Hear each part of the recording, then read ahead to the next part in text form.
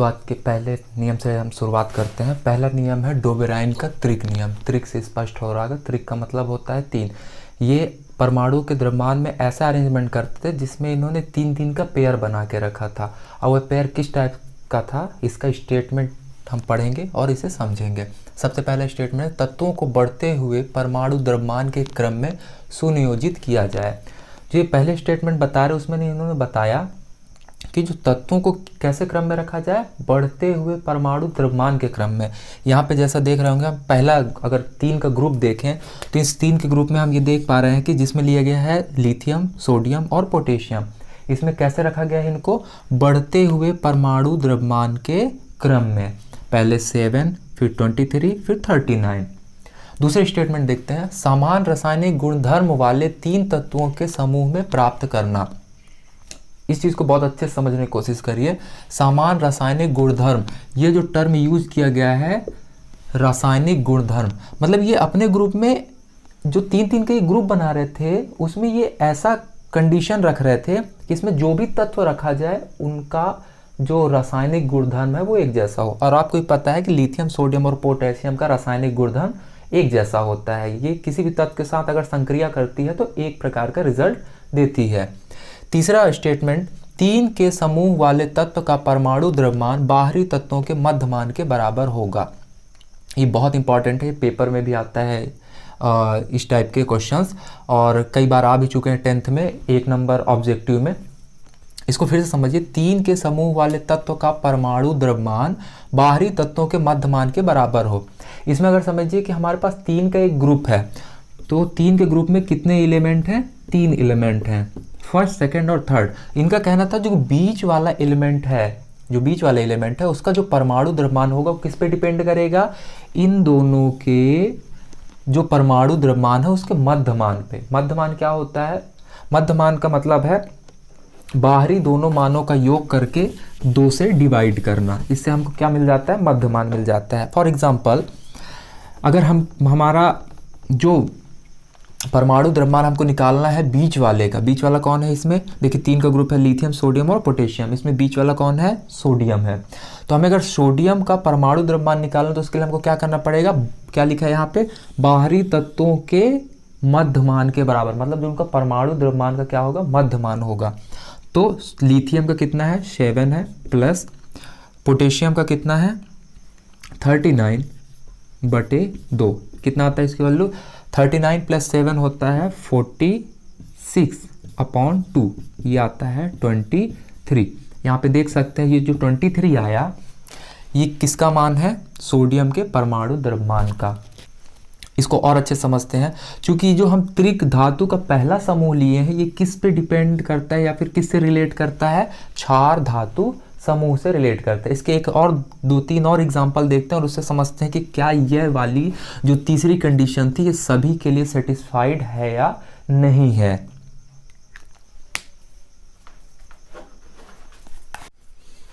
आइए आगे के एग्जांपल के बारे में और जानते हैं। अगला समूह है हैलोजन समूह। हैलोजन समूह के अंदर क्लोरीन, ब्रोमीन और आयोडीन आते हैं। डोबेराइन ने जो अगला ग्रुप बनाया था वह 3 का ग्रुप था, क्लोरीन, ब्रोमीन और आयोडीन का। अब हम समझते हैं कि जो उन्होंने 3 स्टेटमेंट दिए थे वो 3 स्टेटमेंट इस पर लागू होते हैं नहीं होते। तो पहला स्टेटमेंट तो उन्होंने बोला कि परमाणु द्रव्यमान को बढ़ते हुए क्रम में, और यहाँ पे हम देख सकते हैं कि परमाणु क्रमांक बढ़ते हुए क्रम में लिखे हुए हैं। दूसरा स्टेटमेंट उनका था, वह कह रहे थे कि समान रासायनिक गुणधर्म। तो हम जानते हैं क्लोरीन, ब्रोमीन और आयोडीन समान रासायनिक गुणधर्म में आते हैं। और इससे और अच्छे समझ लेते हैं, सभी तत्व धातु हैं, जैसे कि यहाँ पे लिखे हुए हैं। ये सभी क्लोरीन, ब्रोमीन और आयोडीन जल के साथ अभिक्रिया करने पर अम्ल बनाते हैं। तीसरा क्या है, इनकी संयोजकता एक होती है। जैसे कि बात पहले भी हो चुकी है, संयोजकता क्या होता है, जब हम इलेक्ट्रॉनिक विन्यास करते हैं तो लास्ट वाले कक्ष में कितने इलेक्ट्रॉन बच रहे हैं वह किस पे डिपेंड करता है, उसकी संयोजकता पे। अच्छा, जो तीसरा स्टेटमेंट था उस स्टेटमेंट में ये था कि जो बीच वाला तत्व होगा, तीनों का जो एक ग्रुप बना है उसमें जो बीच वाला तत्व होगा उसका परमाणु द्रव्यमान बाकी के बाहरी तत्वों के परमाणु द्रव्यमान के मध्यमान के बराबर होगा। आइए इसे समझ लेते हैं, मध्यमान के बराबर कैसे होगा। क्लोरीन का हम देखते हैं, क्लोरीन का परमाणु द्रव्यमान है 35.5, आयोडीन का परमाणु द्रव्यमान है 127/2। इसको हल करने पे हमें मिलता है 7 5 12, 2 हासिल 1, तो हासिल 1, 3 2 5 1 6, 162.5/2। इसे सॉल्व करने पे हमको मान मिलता है 1.25। अब हम यहाँ पे देख पा रहे हैं कि जो भी मध्य मान हमारा निकल के आ रहा है 1.25, वह किसके बहुत ज़्यादा निकट है, 80 के। तो हम ये मान सकते हैं कि इसके अंदर स्टेटमेंट, जो तीसरे स्टेटमेंट है, वो भी क्या अप्लाई हो रहा है। एग्जाम्पल के बारे में समझ लिए। अब इनकी कुछ सीमाएं समझ लेते हैं। सीमाएं का मतलब होता है जो इनमें कमियां रह गई हों, उन कमियों के बारे में डिस्कस कर लेते हैं। डोबेराइन के सीमाओं के बारे में बात करें, सीमा के बारे में आप समझ सकते हैं यह कि जो उनमें कमियां रह गई, जो सबसे बड़ी कमी थी, सबसे बड़ा जो ड्रॉबैक था डोबेराइन के त्रिक नियम का, वह यह था कि यह जो नियम था यह सभी तत्वों पर लागू नहीं था, सभी तत्वों पर लागू नहीं था। यह सबसे बड़ा ड्रॉबैक था। जो उन्होंने अपना त्रिक नियम दिया, जो वो एक पेयर बना रहे थे 3-3 का, उसमें वो जितने भी उस टाइम पे जो तत्व खोजे गए थे, उन तत्वों में सभी पर यह नियम लागू नहीं हो रहा था। उन्होंने जो ग्रुप बनाए 3-3 के, उनमें से हम 1-2 ग्रुप देख लेते हैं कौन कौन से हैं। सबसे पहला जो बताया था क्षार धातु का समूह, जिसमें था लिथियम, सोडियम और पोटेशियम था। एक ग्रुप ये बनाया था। दूसरे ग्रुप की बात करते हैं जिसको हाइड्रोजन समूह बोलते हैं, अभी जिसके बारे में पढ़ा, क्लोरीन, ब्रोमीन और आयोडीन। दूसरा ग्रुप यह था, और वो हमेशा 3-3 का ही पेयर बना रहे थे। कितने कितने का? 3-3 का ही पेयर बना रहे थे। और तीसरा जो है वह है कैल्शियम, स्ट्रोंशियम, Sr, जिसका साइन Sr होता है, और बेरियम।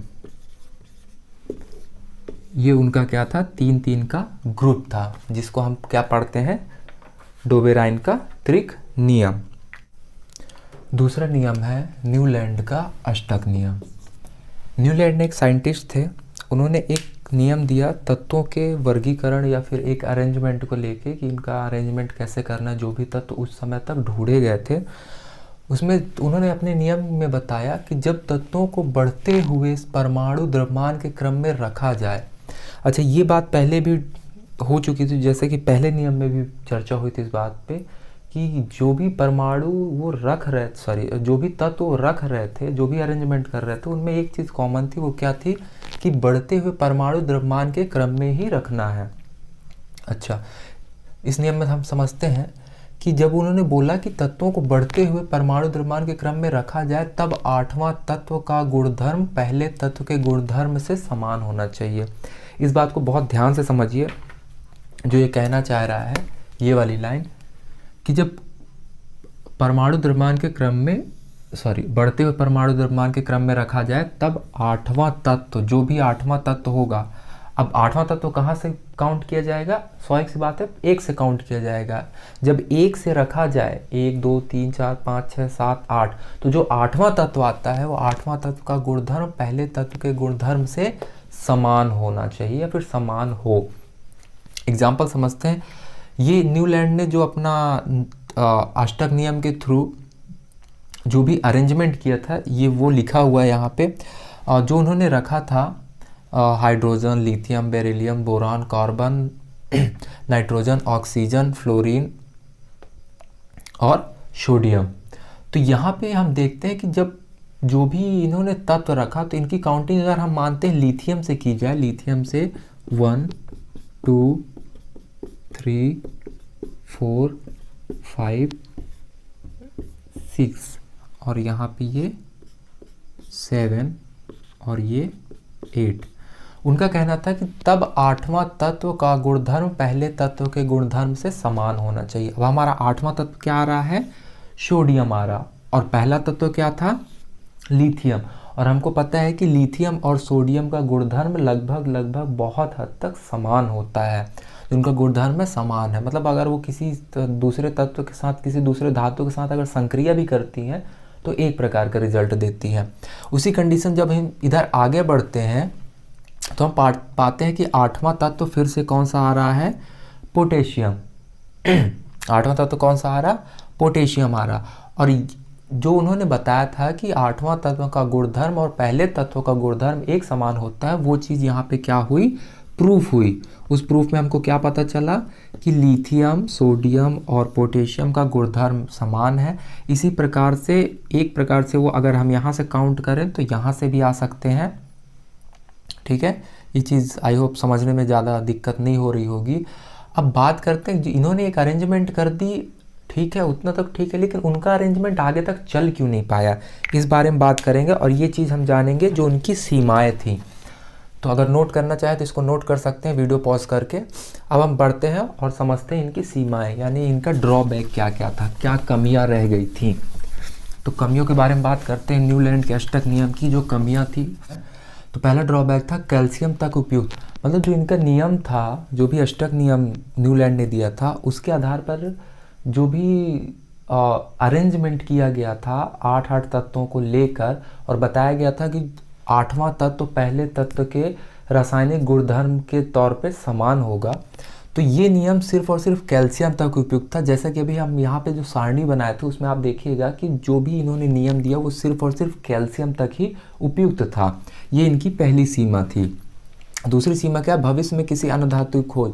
इस पर न्यूलैंड ने एक बहुत बड़ी बात कह दी थी कि जितनी भी धातु, मतलब उस टाइम तक 56 धातुओं की खोज हो चुकी थी, 56 तत्वों की खोज हो चुकी थी, और उनका ये मानना था कि आगे आने वाले समय पे एक भी और तत्वों की खोज नहीं होगी।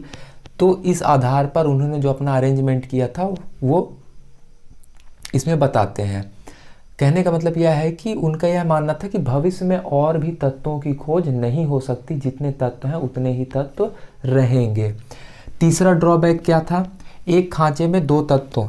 एक खांचे में 2 तत्व, इसको आप ऐसे समझ सकते हो कि जैसे अभी हमने यहाँ पे रखा सोडियम इधर था सेकंड नंबर पे और पोटेशियम, तो एक खांचे में 2 तत्व। इन्होंने जैसे यहाँ पे पोटेशियम है तो ये एक खांचा, सिर्फ इसमें एक तत्व है, लेकिन इन्होंने कुछ खांचे में कुछ ऐसा कर दिया जिसमें उनको कितने रखने पड़े, 2 तत्व रखने पड़ गए थे।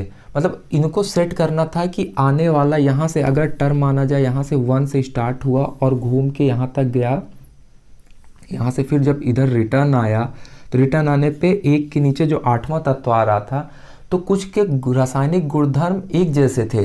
तो अगर 2 तत्व के रासायनिक गुणधर्म एक जैसे हैं और वो दोनों आसपास हैं, तो उनको क्या किया, उन्होंने एक खांचे में सेट करने की कोशिश की। ये उनका सबसे बड़ा ड्रॉबैक था कि अपने अष्टक नियम को प्रूफ करने के लिए वो एक खांचे में 2 या उससे ज़्यादा तत्व रख दे रहे थे ताकि उनका अरेंजमेंट बिगड़े नहीं।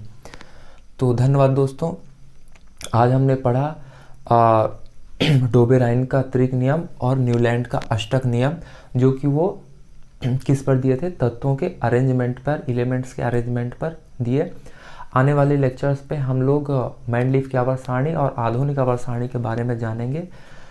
वीडियो अगर पसंद आया तो लाइक करें, नहीं पसंद आया तो आप डिसलाइक कर सकते हैं। कुछ इम्प्रूवमेंट चाहिए तो आप ज़रूर कमेंट सेक्शन में बताएं। धन्यवाद।